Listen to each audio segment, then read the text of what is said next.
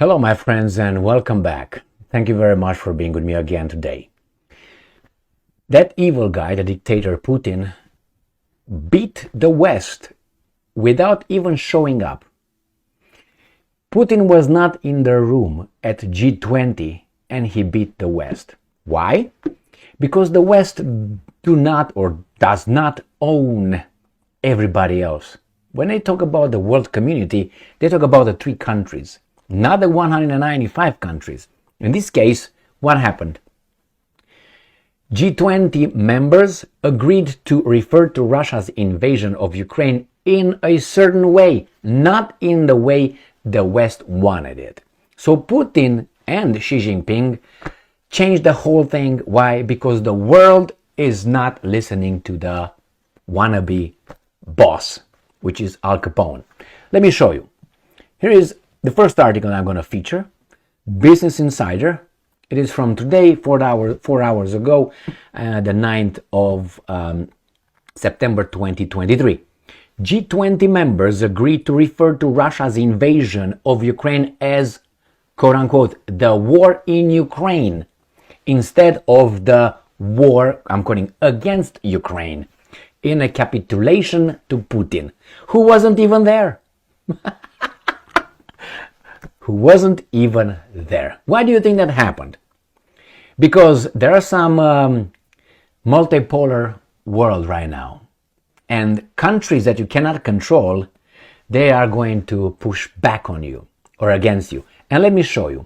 Well, it's useless to say that these guys are all upset. G20 stops short of condemning Russia's invasion of Ukraine in joint declaration. And these guys, look at them. They are very happy. Look at them. As I always say, no substance. No substance. Form, but no substance. Look at them. Look at the guy behind. Am I really here? What the fuck is going on? Yes, exactly. So let's go to the first article. At the G20 summit, officials expressed a desire for a joint and durable peace in Ukraine. But a statement on the war was ultimately watered down at Russia's request. The Kremlin is no longer described as waging a war against Ukraine. And I'm quoting, "The regime in Kiev is illegitimate, the product of a 2014 coup. Never mind," they say, "a popular uprising." If a popular uprising happens somewhere in, I don't know, in January 6th, that's an insurrection. But here is just a popular uprising, is not a coup, okay? Why? Because we liked it and we... Never mind the free and fair election scenes. Today, mere puppets of the West and its population, best understood as lapses Russians, some of whom have been tricked into believing they actually have their own distinct history and culture. And I'm quoting, "I will start with the fact that the modern Ukraine was entirely created by Russia," President Vladimir Putin said last year. Right at a lounge, blah, blah, blah. Anyway, here he is, Jai Shankar. I like this guy. Maybe we can see, he explains Ukraine's consensus. Should we? Let's see what we have here. Let's see if we're going to have it done. Up, a little bit louder. No? Yes? Hello? Hello, Jai Shankar? Please come back. Oh, we're not going to have this one. It's going to take too long. Noting that the G20 is not the platform to resolve geopolitical and security issues, the leaders recognized that they can have significant consequences for the global economy. In particular, they dwelt on the ongoing war in Ukraine and the impact it has had, especially on developing and least developing nations still recovering from the pandemic and economic disruption. The three F's, food, fuel, and fertilizers, were issues of special concern. Obviously, there are differing viewpoints and interests at play in regard to the various issues under discussion. However, we have been able to find common ground on all of them. Very good. As a result, we can justifiably state that under Prime Minister Narendra Modi's guidance, the New Delhi summit has given clear directions for the growth and development of the global economy in the years ahead. The question who helped, eventually everybody helped. So I will show you how Jai Shankar is going to talk about the wordage. And he's going to say Bali was something else. This is G20. This is different. So I'm just going to play about 10 seconds. Ready, Jai Shankar?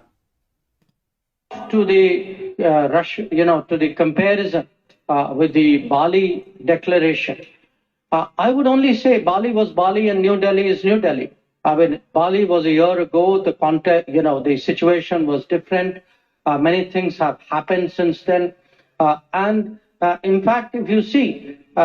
So he says that things changed. And he talks about economics mainly. That's what they're concerned about.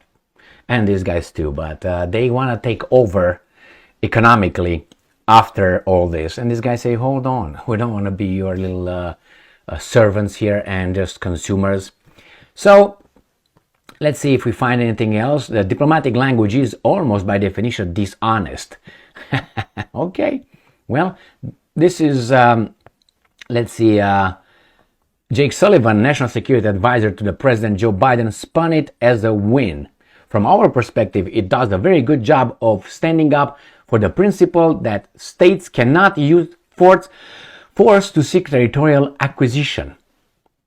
What are you talking about? That the use of nuclear weapons is inadmissible and that a just peace must be based on the principles of the UN Charter. Yes, good job. Yes, I think so. So, my friends, the point is they do not look at it like, hey, it's your wording. And the other article, actually, that I have here with the two weasels, not weasels, but I know this doesn't know what's going on here. They talk about, for instance, the joint diplomats have been working furiously to draft a final joint statement in the lead up to the summit, but hit snags on language to describe the Ukrainian war. And it seems like a few said like this: the eventual compromise statement amounted to a coup for the summit's host, Indian Prime Minister Narendra Modi, but still reflected a position far softer those the United States and its Western allies have hoped individually. So yeah, they didn't listen to you. They try here to talk about the consensus, and they did it eventually. The problem is the absence at the summits of two of Biden's chief global rivals, Chinese leader Xi Jinping and Russian President Vladimir Putin, provided opportunities for for Biden to make a more affirmative case at the summit. He made it so great that these guys ignored him. So the point is, at G20 is not G7, whereas one guy leads all the weasels. Those are weasels. That's the vassal states, clearly. They're united. That's the G7 for you. G20, you get more from the world and you dilute this hegemony. Here it is. They're angry about it. And that's not a success whatsoever. Remember, Putin was not even there. Not even there. Imagine, I think things go in a different direction. But maybe, I suspect the Americans and NATO did not run out of aces. They're pulling their aces right now in Azerbaijan. They pull their aces right now in Romania. And you'll see in the Black Sea. You'll see in the Black Sea. Just pay attention to these two, Azerbaijan and Romania, Black Sea, Danube River. I think this is one of the aces they still have over here. And if not, maybe they pull Poland, but Poland was smacked by these guys. Why? The Russians pulled out their military airplanes from Belarus. They left only one Sukhoi 34, I think it is, or 30. And why? Because they told, the message is, Poland, don't even try to do anything with Belarus, because we don't need planes. We have nuclear weapons over there. We're gonna you up. Basically, this is the message. I read it. Now, I guess they got the message as well. That is, you know what? I don't have to defend my borders. The minute you entered, we're gonna destroy you. I think that's the message. But hey, we'll see. We'll see. Why would they leave Belarus unprotected? I think it was a switch between personnel into rockets or missiles. So in this case, well, that's what happens when you have democracy. You dilute the direction chosen by certain. Well, that's how it is in our here, you know, in our democracy here. But you have to accept the international community. Here, G20, they couldn't force them. BRICS stays there, and these guys are going in the wrong direction. Well, we'll see. They're not going to go down without a fight. No. I think they're going to escalate. As I said, they still have aces in their sleeves. Thank you very much for being with me again today. Stay strong, stay smart, look for the truth, and be just.